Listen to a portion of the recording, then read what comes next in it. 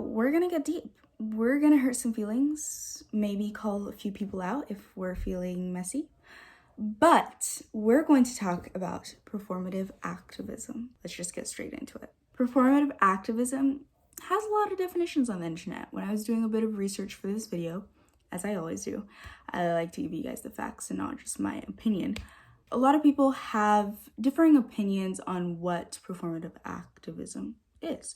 But all in all, in total, they all have one conclusion. Performative activism is literally, as the word says, activism that is basically only for performance. You're only doing it because you don't want to be labeled as a racist. You're only reposting the thing because you want to be seen as woke. You see what I'm trying to say? Why performative activism is bad is because it actually hurts the communities that you're trying to help rather than actually helping it.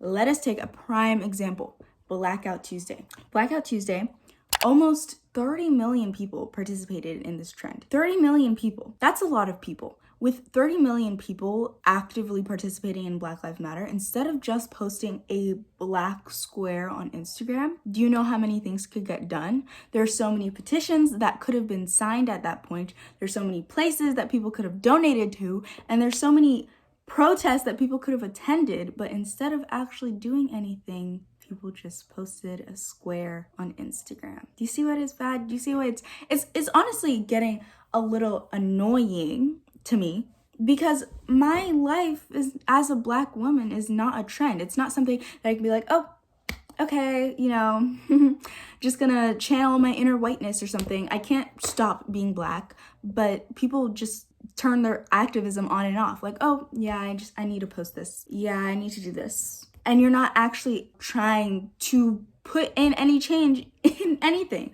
And performative activism honestly shows that you don't really care about the issue to begin with. You just don't want to be seen as something by others. That's what it's telling me, and that's what it's telling a lot of other people. In addition to this, some acts of performative activism that I've seen, you are advocating for the communities that you want to help. You want to help Black Lives Matter, you want to help the LGBTQIA+ community, you want to help women, you want to help immigrants, you're advocating, you're fighting, you're donating, you're signing petitions, you're doing whatever you want to do, but you're also not having conversations with your family and friends about these issues. Now, this is a hot topic. This is a hot topic, but you cannot be fighting for human rights and then go and sit down with friends who don't want human rights. Like, okay, you are an activist, you fight for Black Lives Matter, you fight for everything, and then you go and sit with your friend who doesn't believe in Black Lives Matter,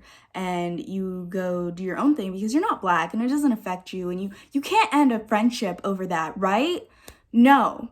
That is the definition of performative activism, because you're only doing it on Instagram. Oh yes, I love Black people, I am an ally, but you're not an ally. You're not acting it in your everyday life. Yes, you can show a front on social media, but in the end, that isn't going to be, if you're not doing the same things in real life, you're not an ally. And I actually saw this quote that I will put on the screen here as well from an article that I read in preparation for this video. And it says, if you refuse to implement your newfound education in real life environments, then you're not an ally.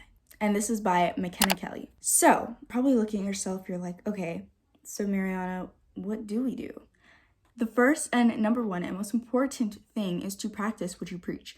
If you are practicing and preaching, if you are preaching to tell people to stop using the N-word, to stop using the R-word, to recognize and address microaggressions, then you also need to be doing the things that you're saying. I don't know why this is not clicking in some people's brain. There's a switch that usually goes off. But if you are telling other people to do something, for instance, posting it on your Instagram story, writing a quick text to your friends, maybe doing a TikTok about it, but you're not actively doing the same things you're preaching about, don't you see the hypocrisy? Okay.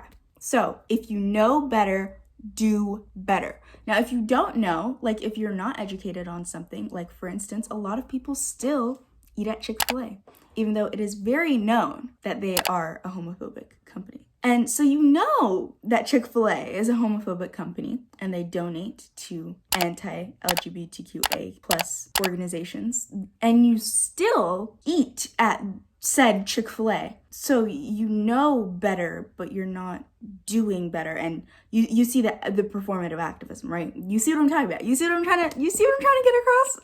Okay. So if you know better, do better. But if you didn't know that Chick-fil-A was a homophobic company, now you know. And now you can know better and do better. You can do your own research. I am not Google, but Google is free. The internet is a very good resource. Make sure you're cross-checking your facts and don't just believe anything you read on the internet or even what I'm telling you. You should also do your own research and figure it out for yourself as well. This is another quote by McKenna Kelly, but she says that to create actual change, action is required. You cannot say that you're an ally of the LGBTQA community and then not do anything about it, except post a little Instagram on your story or say, yes, I'm proud to be an ally. Like, what is that doing? What is it doing, babe? It's not doing anything. So if you want to create change, if you want to see the world like being a better place, like a lot of people do, I hope,